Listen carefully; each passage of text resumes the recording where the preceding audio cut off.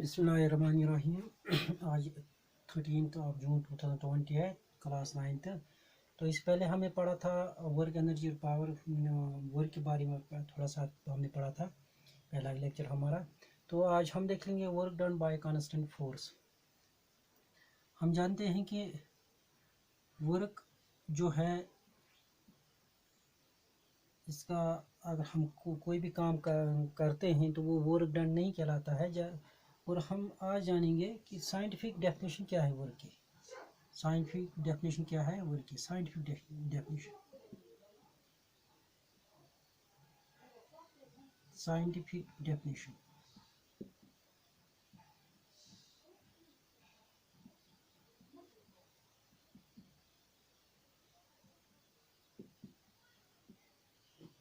इसके लिए हम एक सिचुएशन लेंगे, एक एग्जांपल लेंगे। हमारे पास एक ऑब्जेक्ट है, इस सरफेस पे आप देख रहे हैं कि ये ऑब्जेक्ट है।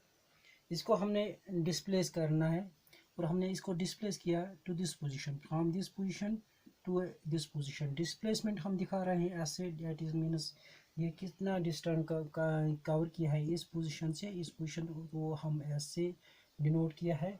और फोर्स इस पे जो लगा है that is F. F is the force acting on this object and this object is displaced from this position to this position. और डायरेक्शन ये है, फोर्स की डायरेक्शन, जिस तरफ कंडीशन हमें क्रिएट करनी है, कंडीशन हमें कंसिडर करना है, जिस तरफ डिस्प्लेसमेंट हो रहा है उसी डायरेक्शन में फोर्स भी लग रहा है। तो फोर्स हम ऑब्जेक्ट पे उसी डायरेक्शन में अप्लाई कर रहे हैं। This the first condition, while we are applying the force in the direction of displacement। जिस डायरेक्शन में ऑब्जेक्ट डिस्प्लेस हो रहा है, मूव कर रहा है, उसी डायरेक्शन में फोर्स भी अप्लाई हो रहा है। चलो, एक कांस्टेंट फोर्स, लेट लेट हम सपोज करते हैं, let a constant force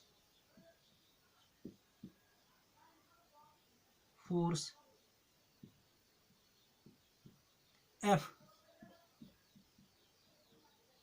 is applied on a substance, on an object, this is the object, and we are applying constant force F. This is the force acting on an object. Let the work done, let the displacement, let the object is displaced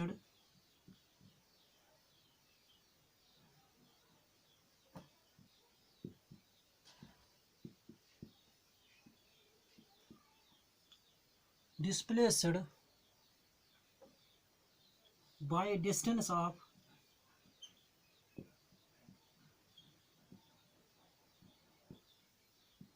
s।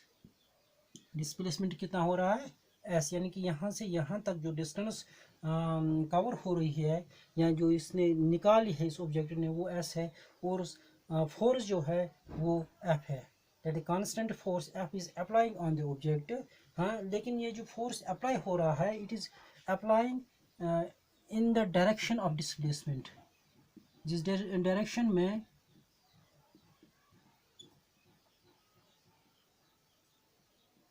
in the direction of displacement, जिस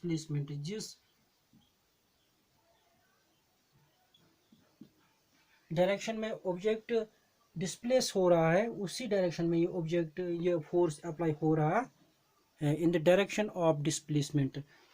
एक constant force apply हो रहा है object पे in the direction of displacement. Let the object is displaced bye a distance of s, यानी कि इस पे जो फोर्स अप्लाई हो रहा है वो f है और ये कवर करता है डिस्टेंस या मूव कर रहा है by a distance of s। That is means जो ये डिस्प्लेसमेंट है, जितनी कवर डिस्टेंस हो गई है, वो हम s से रिप्रेजेंट कर रहे हैं। इस in this case work done will be, work done जो है, वर्क डन हम एस डब्ल्यू से दिखाते हैं। Work done W will be, work done will be, अब वर्क डन कितना होगा, W is equal to work done कितना होगा फिर, फोर्स इंटू एस। हम जानते हैं कि वर्क डन जो होता है that is the product of force and applied on an object, product of force applied in an object and displacement of the object or displacement covered by the object or distance covered by the object। जितनी distance cover की है that is s और जितना force apply हुआ है that is f। so work done is equal to W is equal to Fs।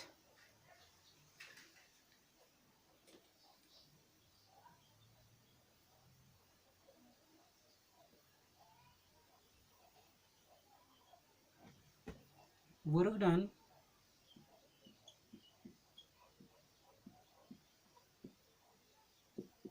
is the product of force applied on the object, applied on the object, जो force apply हो गया on the object and product हम बात कर रहे हैं force जितने apply हुआ है और किसका प्रोडक्ट है, डिस्प्लेसमेंट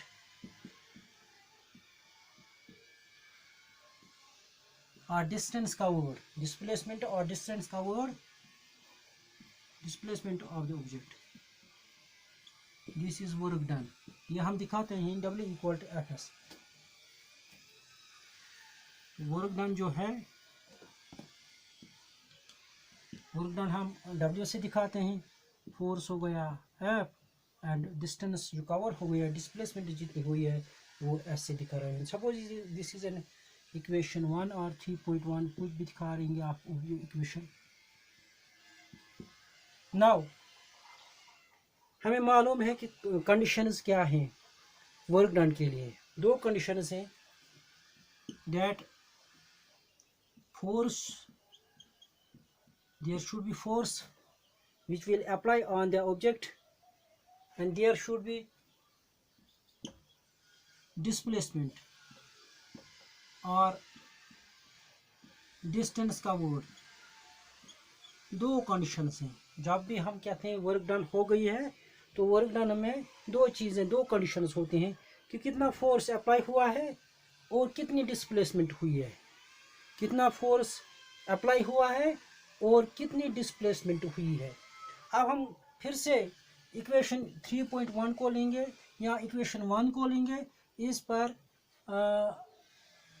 पर हम क्या करेंगे कि let the force is 1 Newton, here let the force is 1 Newton. यहाँ पे जो फोर्स अप्लाई हो रहा है वो 1 न्यूटन है, क्योंकि फोर्स हम रिप्रेजेंट करते हैं ऐसा यूनिट से, जो ऐसा यूनिट है फोर्स का वो न्यूटन है। जिसने ये फोर्स डिस्कवर किया था, न्यूटन ने मोशन डिस्कवर किया था, जिसने ये डिस्कवर किया था उसके नाम पे है न्यूटन।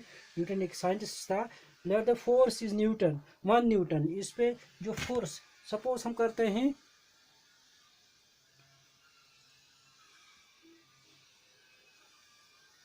यहाँ पे नहीं दिख रहा है, लिख रहे हैं,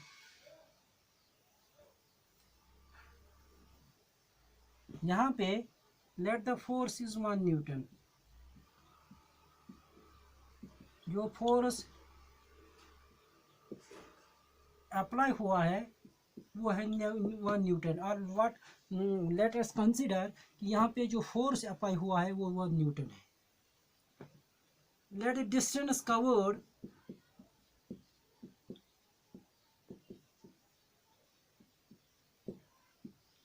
जो डिस्टेंस कवर्ड हो गई है, जो डिस्टेंस कवर की गई है इस ऑब्जेक्ट ने, या let the displacement is 1 metre, क्योंकि ऐसा यूनिट ऑफ जो लेंथ है वो मीटर है।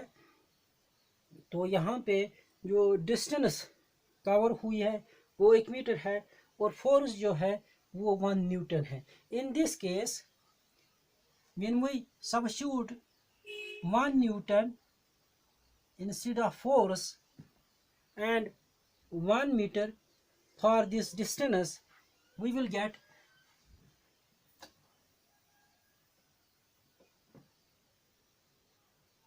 work done equal to 1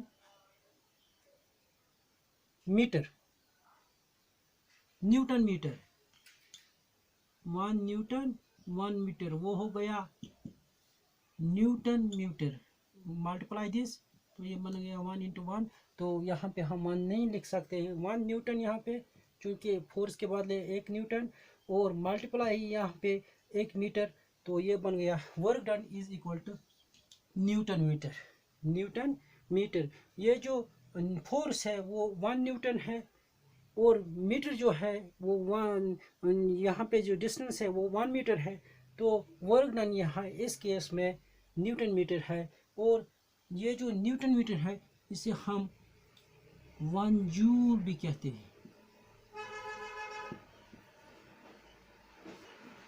1 joule भी कहते हैं. So 1 joule is work done. So work done is 1 joule. Newton metre, या ये रिप्रेजेंट करता है हम 1 जूल से भी. सो वो 1 joule is work done. 1 joule क्या है?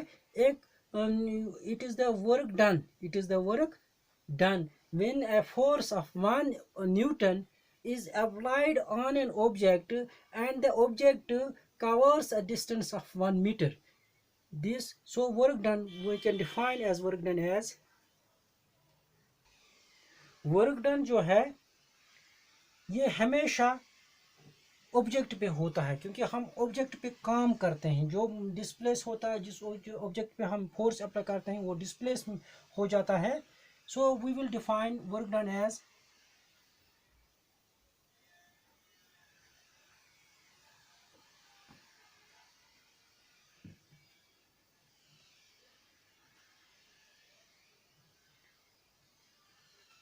one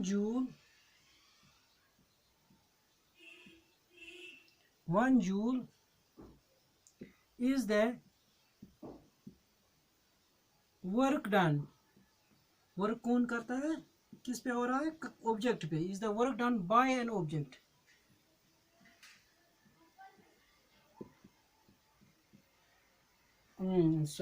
bye an on an object, क्योंकि हम हमेशा work done is the 1 joule is the work done on an object when, कब? जब हम 1 newton force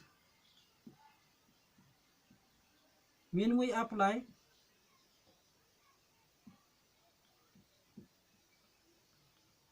when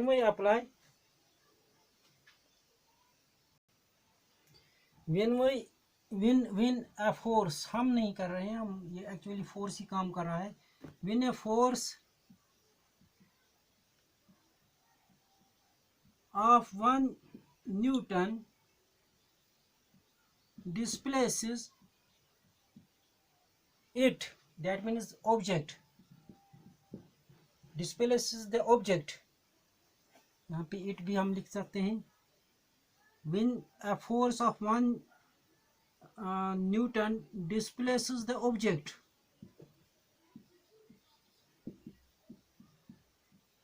by a distance of 1 meter, इसे हम वर्क डन कहते हैं. by a distance